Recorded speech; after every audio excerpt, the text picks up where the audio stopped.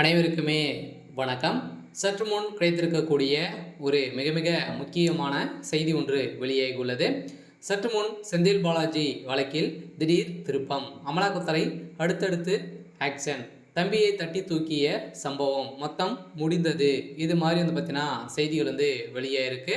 சொல்ல பார்த்தீங்கன்னா அதிரடியாக செந்தில் பாலாஜி அவர்கள் சட்டத்துக்கு விரோதமான பண பரிமாற்ற வழக்கில் வசமாக சிக்கி 1.5 வருட காலமாகவே புழல் சிறையில் இருந்து இப்போ பார்த்தீங்கன்னா இல்லாத அமைச்சராக இருக்கா இல்லையா, மீண்டும் அமைச்சராக பொறுப்பேற்று இப்போ அதிரடியாக அமலாக்கத்துறை கஸ்டடியில் இருந்திருக்காரு. ஸோ இந்த தான் இப்போ அதிரடியாக செந்தில் பாலாஜியுடைய தம்பி அசோக்குமார் அவர்கள் பார்த்தீங்கன்னா முக்கிய புள்ளியாக இருந்திருந்த நிலையில் இப்போ அதிரடியாக செந்தில் பாலாஜியுடைய தம்பி அதிரடியாக தட்டி தூக்கியிருக்காங்க. சில அதிரடியாக கைது செய்யப்பட்டிருக்காங்க. சில செந்தில் பாலாஜி அவருடைய தம்பி அசோக்குமார் அவர்கள் வாக்குமூலம் கொடுத்துருக்குறாரு அப்படின்ற மாதிரி தகவல் வெளிந்திருக்காங்க.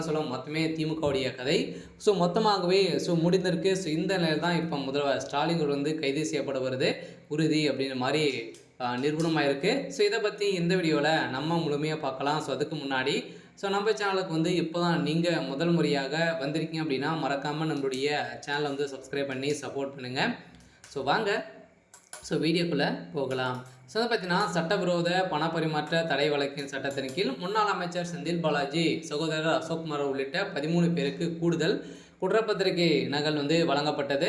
இதையடுத்து வழக்கின் விசாரணை ஜூன் 23ஆம் தேதிக்கு தள்ளி வைத்திருந்த நீதிபதிகள் முன்னாள் அமைச்சர் செந்தில் பாலாஜிக்கு எதிராக அமலாக்கத்துறை தாக்கல் செய்த சட்டவிரோத பணப்பரிமாற்ற தடை வழக்கு சென்னை முதன்மை அமர்வு நீதிமன்றத்தில் விசாரணையில் உள்ளது. இந்த வழக்கு முன்னாள் அமைச்சர் செந்தில் பாலாஜிக்கு எதிரான கடந்த ஆண்டு அமலாக்கத்துறை குற்றப்பத்திரிகை தாக்கல் செய்திருந்த நிலையில் கடந்த ஜனவரி மாதமே கூடுதல் குற்றப்பத்திரிகை தாக்கல் செய்யப்பட்டது. அதில் முன்னாள் அமைச்சர் செந்தில் பாலாஜி மற்றும் அவரின் சகோதரர் அசோக்குமார் அவர்கள் பார்த்தீங்கன்னா செந்தில் பாலாஜி முன்னாள் உதவியாளர் பி சண்முகம் உள்ளிட்ட 13 பேர் மீது குற்றப்பத்திரிகை தாக்கல் செய்திருந்த நிலையில் இந்த தாக்கத்தின் அடிப்படையில் இக்குற்றப்பத்திரிகையுடன் சுமார் 50,000 பக்கங்கள் கொண்ட ஆவணங்கள் காகித வடிவில் குற்றம் சாட்டப்பட்டவருக்கு வழங்கப்பட்டது.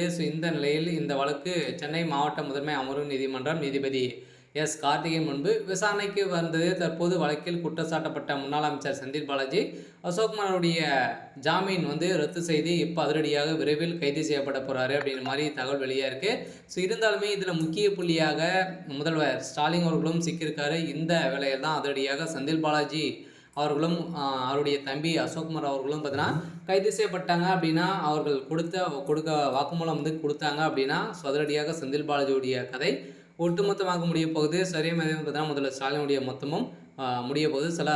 தமிழகத்தில் திமுகவுடைய ஆட்சிக்கு ஒரு மிகப்பெரிய கேள்விக்குறியாக வரப்போகுது.